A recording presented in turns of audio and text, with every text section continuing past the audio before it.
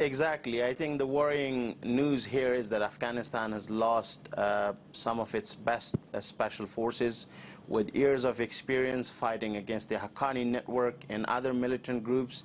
The task of such units in places like Maidan Wardak is to secure Kabul, because Wardak and Logar, two provinces attacked in the last 24 hours, are gates to Kabul city. But remember, these special forces were not killed on the front line. They were killed inside a base, which was their home. We were being told that they were having breakfast when an armored Humvee was driven by the militants, packed with explosives.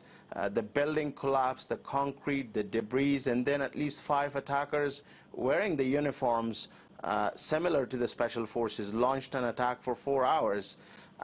What I think is going to be very, very hard for the Afghan government from now on is to find more and more Afghans to join the Afghan special forces. And I think questions are being raised. What, if anything, is being done when an attack like this takes place? Is it negligence? Is it an intelligence and security failure haunting this country and this government now for almost 4 to 5 years?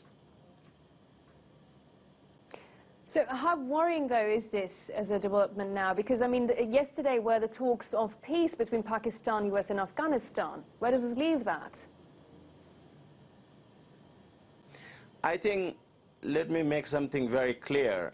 There are efforts underway to start a peace process. The Afghans, the Afghan government is missing from the table. Obviously, the Americans are talking to the Taliban. That was a demand of the Taliban. I think the expectation among the people of Afghanistan, I think over the last 12 to 18 months, was very high. I think there's a lot of support for peace in this country.